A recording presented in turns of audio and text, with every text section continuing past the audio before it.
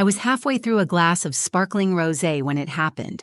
My cousin Mara stood up in her off-the-shoulder rehearsal dinner dress, clinking her glass like she was the star of a rom-com. "Everyone, I just want to introduce my favorite cousin," she said, smiling wide and too sweetly. "This is Soraya, our forever romantic, the single one who never really moved on." The words landed like a slap dressed in lace. People chuckled. A few leaned in, curious, like they were about to hear a juicy story. Someone even raised their eyebrows in that, "oh, here we go" kind of way. I laughed too, politely, because that's what you do when your family roasts you like it's part of the entertainment. Behind Mara, her fiancé Caleb winced. I caught it, just a flicker, but it was there. He knew she'd crossed a line. My mom, Jeanette, gave me that look. Half apologetic, half, "Why didn't you just bring a date like I told you?" My sister Ivy reached under the table and squeezed my hand. Her diamond wedding ring scratched against my skin. I said nothing, just smiled, nodded, and felt every set of eyes on me like stage lights. Then Caleb cleared his throat. All right, he said, trying to move things along. "Let's keep the roast light, folks. And now, before dessert, my best man would like to say a few words." Chairs shifted. Forks clinked. The mood shifted. I turned, curious who he meant, and then I saw him. Nico Valen, the best man. Tall, quiet, effortlessly composed, wearing a navy suit like it was tailored for him. He stepped forward from the back of the room, his glass raised. The sound of chatter dimmed, like the whole room instinctively knew something was about to happen. And then he said my name, out loud, clear. Soraya. Every head turned, every jaw slowly, silently dropped. In that moment, I didn't know what he was about to say. I didn't know if I was going to be humiliated again or if something entirely different was coming. All I knew was that the air shifted. He was looking at me, not around the room, not at Mara or Caleb, at me. And suddenly, I wasn't just the girl who never moved on. I was something else entirely. I hadn't wanted to come to the wedding. I told my mom I had a work deadline, told Ivy I felt a cold coming on, told myself it would be too weird, too soon, too everything. But the RSVP had been sent months ago, back when Ethan and I were still a we, before I found that text on his phone, before 3 years of planning a life together ended with me packing up his hoodie and toothbrush and dropping them off in a paper bag on his porch. So no, I didn't want to come, but I did. Because I'm polite. Because Mara is family, and because if I didn't show up, I knew I'd never hear the end of it. The wedding was being held at a vineyard in upstate New York, the kind with fairy lights strung between oak trees and a view so perfect it felt scripted. I drove up alone in my 10-year-old Honda playing an old playlist Ethan had made, then switching it off halfway through when I realized my jaw was clenched. By the time I pulled into the parking lot, I'd already told myself 3 things. Smile. Don't drink too much. Leave early. Inside the rehearsal dinner, everything was warm and golden. Candles flickered, soft jazz played. The room buzzed with the kind of chatter that comes with open bars and new dresses. I recognized everyone and felt invisible all at once. My mother, Jeanette, found me immediately. She air-kissed my cheek and stepped back, inspecting me like I was a dress she wasn't sure she liked anymore. "You look good," she said, adjusting my necklace, even though it didn't need adjusting. "But couldn't you have worn something with color? You always wear black." "It's navy." Still. Then came my sister Ivy, glowing in her newlywed confidence. She hugged me, genuinely happy, her pink lipstick leaving a perfect mark on my cheek. "You came," she whispered. "Of course I came." She gave me a sympathetic smile, the kind you give someone who you think is still broken. I didn't correct her. Let them all think what they wanted. Uncle Russ called out from across the table. "Soraya, you still living in that little apartment? Still writing about books instead of writing one?" He laughed. Everyone laughed. I nodded. "Yep, still turning commas into paychecks." Mara floated in not long after, already basking in bride energy. She wore white, obviously, even though it wasn't the wedding day yet. When she saw me, her eyes lit up, but not with kindness, with mischief. "My favorite cousin," she chirped, pulling me into a hug. "Look at you. Still single, still gorgeous. We're keeping your name in rotation for the bouquet toss, obviously." I forced a laugh. I'd always had this kind of relationship with Mara, competitive, tight-lipped, full of tension neither of us ever acknowledged. She was the type who always needed to win, even in family group chats. Behind her, Caleb, her fiancé, gave me a small, kind smile. Caleb had always been decent. We once bonded over a shared hatred of wedding planning apps. "How have you been?" he asked quietly as Mara flitted away. "I'm good." He tilted his head. "Are you really?" I shrugged. "Good enough." He didn't push. I appreciated that. The rehearsal dinner was a blur of place cards, wine refills, and bad toasts. I sat at the singles table, of course, next to a guy named Grant who claimed we met back in the day and said we should catch up later. Ivy leaned over once to whisper, "We can leave together if it gets weird." It was already weird. Being back with my extended family felt like stepping into a museum of who I used to be. Everyone still treated me like I was 25 and madly in love, like I hadn't aged, grown, or learned how to put myself back together after being left. They meant well, most of them. But their sympathy clung to me like perfume. Strong, sticky, and not quite right. Still, I smiled. I made small talk. I passed the mashed potatoes and said things like, "So exciting," and "You must be thrilled," and "What a beautiful dress." I did what I'd come to do, survive it. And then, just when I thought I could fade quietly into the background for the rest of the night, Mara stood up and said the thing that cracked the evening open like a dropped glass of champagne. "This is Soraya, our forever romantic, the single one who never really moved on." That's when I laughed. That's when people giggled.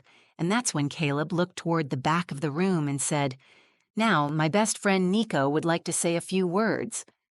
My heart did something strange then. Not quite a jump, more like a jolt. The kind your body does when you realize something important is about to happen and nothing you do can stop it. I turned, and I saw him, Nico Valen. And suddenly, I wasn't sure if I should stay seated or run out the back door. I hadn't seen Nico Valen in 14 years. Not in person, anyway. Once, maybe 6 years ago, I saw his name pop up on a mutual friend's wedding registry. I clicked on it, heart pounding, but it led to nothing. No photos, no updates, just a name on a list. I told myself it didn't matter. Now, here he was, in the flesh, walking toward the front of the room with a calmness I didn't trust. He didn't look exactly how I remembered. His jaw was more defined, his frame broader. His hair was shorter than it used to be, darker too. But his eyes, the way they scanned the room and landed on mine, those hadn't changed. Nico was never supposed to be here. Caleb never mentioned him, not once. Not during any family gathering, not in a single Instagram tag. I'd assumed they'd lost touch. Or maybe Caleb assumed I wouldn't show up and thought there was no harm in inviting him. Nico took the mic from the DJ and tapped it once. "Evening," he said. His voice was low, steady, a little deeper than I remembered. "I won't keep you long. Caleb asked me to speak, and when Caleb asks, you say yes, even when it terrifies you." A few chuckles from the crowd. I didn't laugh. I was frozen, not afraid exactly, but on edge, like something in my body recognized his presence before my brain could process it. He didn't look at me again, not yet, but I knew he would. I glanced at Ivy, her brow furrowed. She leaned in and whispered, "Wait, is that Nico?" I gave the tiniest nod. Her eyes widened. "That Nico?" I nodded again. She mouthed one word. "Wow." I tried to focus on the speech. It was simple enough. Nico told a few funny stories about Caleb in college, dropped a sweet memory from high school, then raised his glass and toasted to forever kinds of love. I could feel my mother watching me. I didn't turn to confirm it. When the applause faded and Nico handed the mic back, he looked at me again. This time, directly. A pause. Deliberate. Like he was testing the water. I looked away first. After the speeches, people moved toward the dessert table. Conversations picked back up. But I stayed in my seat, staring at my untouched slice of cake, willing myself not to feel anything. Then I heard his voice behind me. "Hey," I turned. There he was, closer than I expected, still holding his champagne, still watching me like I was someone he remembered. "Nico," I said, and hated the way my voice cracked on the second syllable. He smiled faintly. "You remember me? You gave a toast 2 minutes ago. Would have been hard to forget." "Still sharp, I see." I stood up, brushing non-existent crumbs off my dress. "What are you doing here?" "Caleb's best man," he said. "Been planning it for months." "You didn't think I might be here?" "I didn't think I'd get the chance to talk to you, honestly." I didn't reply. I didn't have a good answer ready. I wasn't sure what I wanted to say, to him, to anyone. My head was spinning. He looked around the room, then back at me. "You look good." "You don't get to say that." "I know." Another pause. "You disappeared," I said. "You kissed me, then left for college and never spoke to me again." "I know," he repeated. "I've wanted to explain that for a long time." "Well, your timing sucks." He actually laughed, but it wasn't smug. It was quiet. Sad. Yeah, it really does. I didn't trust this version of him.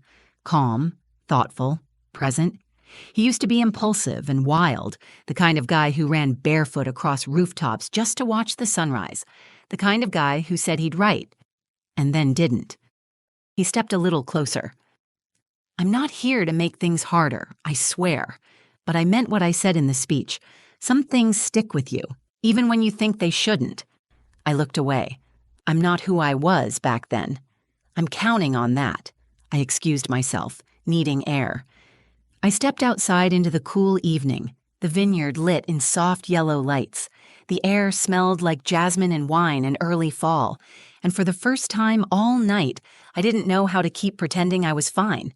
Inside, people were laughing, dancing, toasting to love and second chances. I leaned against the railing and took a shaky breath. The past had just walked back into my life wearing a suit and telling the truth, and I didn't know what to do with any of it. I stayed outside longer than I meant to. The vineyard was quiet under a navy sky, stars just starting to show. The music from the reception hall spilled out in soft waves, an old Etta James song floating through the open doors. I could hear laughter, the scrape of forks on plates, the occasional clink of a champagne glass being raised. I should have gone home. That was my plan. Leave before cake, avoid the slow dance songs, text Ivy that I had a headache and dip out while no one noticed. That was the safe option. Instead, I stood there gripping the railing, asking myself one impossible question. What if I didn't run this time? Behind me, the door creaked open. "You okay?" Ivy stepped out, holding 2 glasses of wine. She handed me one and leaned on the railing beside me. "I'm not crying if that's what you came to check." She smiled gently. "That's not what I came to check." We stood there quietly for a minute. "You could talk to him," she said. "I already did. I mean, really talk to him." I took a sip of the wine. "You remember what he did?" "I remember that he was 19, scared and stupid. We all were. I also remember how you looked at him, Soraya. Back then, you were different around him, lighter. That version of me doesn't exist anymore." Ivy raised an eyebrow. "You sure about that?" I didn't answer, mostly because I wasn't. She bumped my shoulder. "You don't owe him anything, but maybe you owe yourself a little honesty." When she went back inside, I stood alone for a while longer. I thought about the version of myself I'd been when Nico and I were almost something. It had been a single night, a kiss that should have been followed by 100 more. But then he left and I waited, and then I stopped waiting and pretended I didn't care. Now he was here, and he was saying things I never thought I'd hear. I set down the glass and turned back toward the building. I didn't go in through the main entrance. I slipped through the side, past the staff hallway, and found myself at the edge of the room, half in shadow, scanning for him. He was standing by the fireplace, alone, hands in his pockets, staring into the flames like he was working up the courage to move. I crossed the room and stopped a few feet from him. "You said you wanted to explain," I said. He turned slowly. He didn't look surprised. "I do," he said, "if you'll let me." "I'm listening." Nico took a breath. "I left for college, and I thought about you every single day after I did. I had your number. I even wrote out what I wanted to say, 12 different times. But every time I went to call, I panicked. I'd never felt anything that real before. I didn't think I deserved it. That doesn't make what you did okay." "I know it doesn't." "And now, after all this time, you show up and give a speech like something out of a movie?" "I didn't plan the speech," he said. I wrote something else, something safe. But then I saw you, and everything I planned felt hollow. He paused. I'm not trying to rewrite the past, Soraya. I just want to stop pretending it didn't mean something. I crossed my arms. You could have reached out years ago. I know, he said. And I wish I had, but I'm here now. And if there's even a chance that you've wondered, just once, what it could have been like if I'd stayed, I had to say something. I studied him, the nervous shift in his stance, the sincerity in his voice, the part of him that looked like the boy I used to dream about and the man I didn't quite recognize. I could have shut him down. I still wasn't sure I wanted to forgive him, but I wasn't ready to walk away either. All right, I said quietly. You get 10 minutes, outside. Then I go home. He didn't smile, but something in his face softened, like relief. I'll take 10, he said. We walked out together, past dancing relatives and second glasses of wine, and Aunt Cecily pointing at us like she'd predicted this all along. Outside, under the lights, we sat on the bench near the vineyard path, and for the first time in 14 years, I let myself listen, not as the girl he left behind, but as the woman who finally wanted to know why. We sat on that bench, the two of us, beneath strings of lights and a sky thick with stars. It smelled like grapevine and wood smoke. I could still hear the faint pulse of bass from the dance floor, but out here, the world felt quieter, slower, real.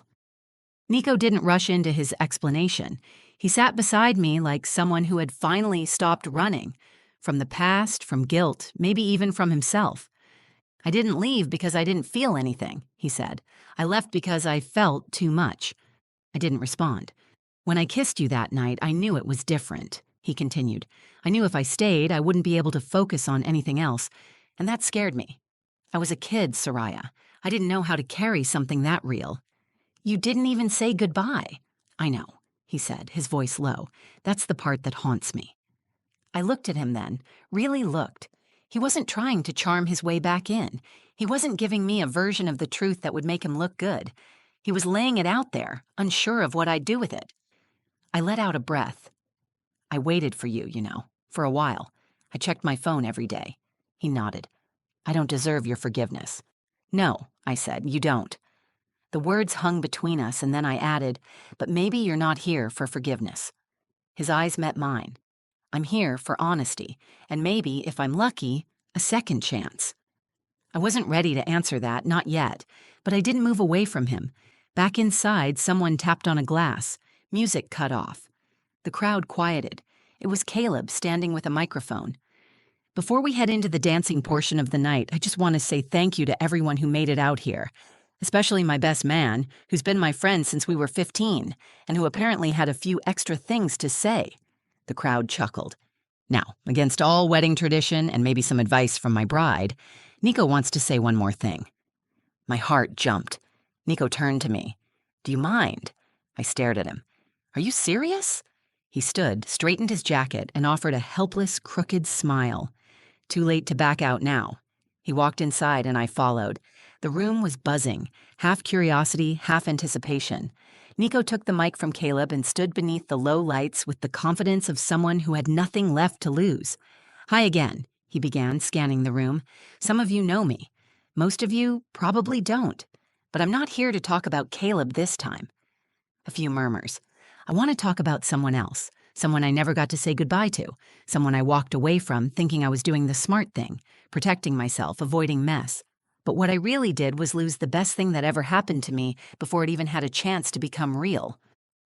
My hands felt numb. My cheeks burned. Every single person turned to look at me. He didn't say my name, not yet, but I could feel it on his tongue.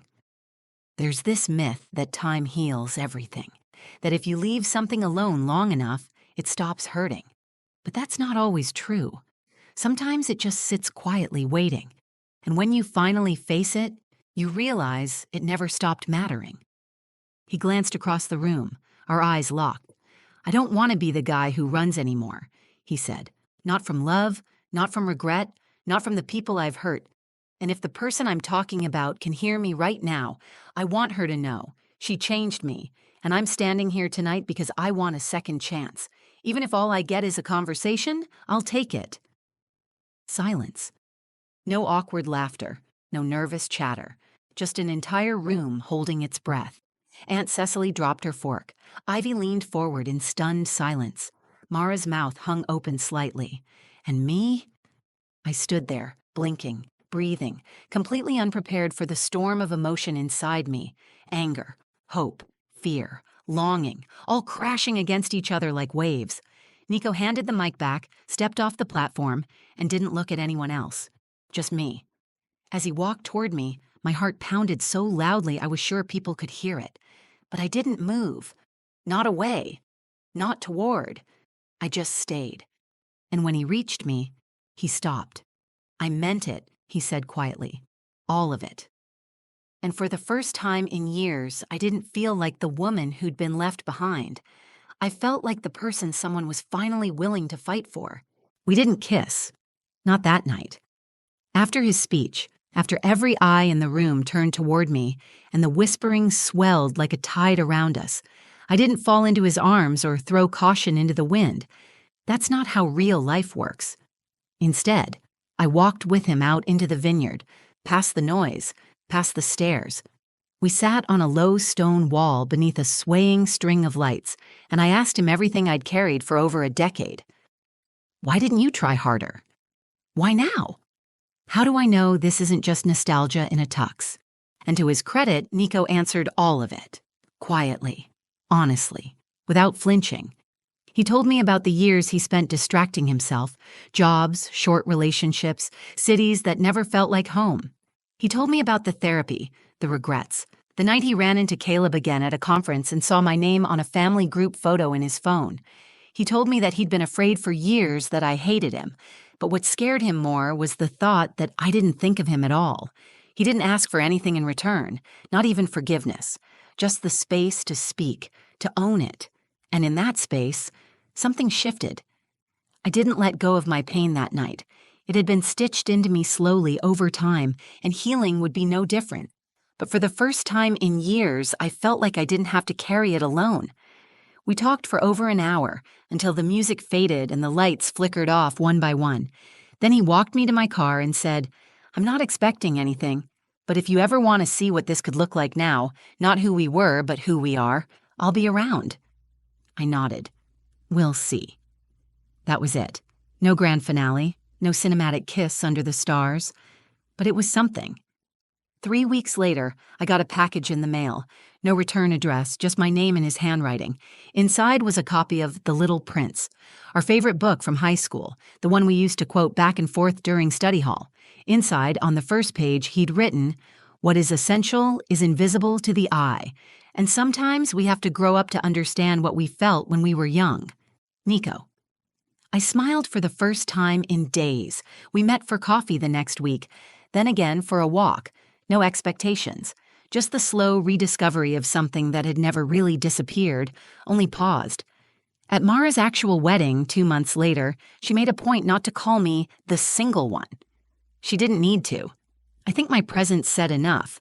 I brought Nico with me, not as a statement, not as revenge, just as someone who had earned the right to be there. My mom didn't say anything at first, but after dessert she leaned over and said, "He seems different." "He is," I said. "So am I." And Ivy? She just winked at me from across the room. This story isn't a fairy tale. It's not about a girl who waited years and finally got her prince. It's about someone who hurt, who healed, and who let the past come knocking, but only after learning how to stand in her own truth first. Nico wasn't the ending I was looking for. He was the beginning I didn't know I deserved. And as I sat there at that wedding, with laughter all around me and a warm hand resting lightly over mine, I realized something. I hadn't failed to move on. I'd just been waiting to move forward, on my own terms, in my own time, when it finally felt right. Because love isn't always about timing. Sometimes it's about courage. And this time, I had both. So that's what happened at the wedding. I walked in expecting to be another name on a seating chart, and somehow left with a door open to something I thought was long gone. Maybe you've been there too, labeled, dismissed, told you haven't moved on fast enough. Maybe someone wrote your story before you even had the chance to live it. If that's you, I hope this reminded you that your story doesn't end when someone leaves. Sometimes it's just beginning. And if this story made you feel something, if it reminded you of a moment, a person, or even just a piece of yourself, please give it a like so more people can find it. Share it with someone who needs to hear it. Maybe a friend who's been stuck in the past, or someone wondering if second chances ever really happen. And I'd love to hear from you in the comments. What would you have done in my shoes? Would you have walked away or listened? Finally, if stories like this speak to you, make sure you subscribe to the channel. We've got more real-life stories, messy moments, and unexpected turns coming your way. Hit the bell so you don't miss the next one. Thanks for watching, and for being part of this. I'll see you in the next story.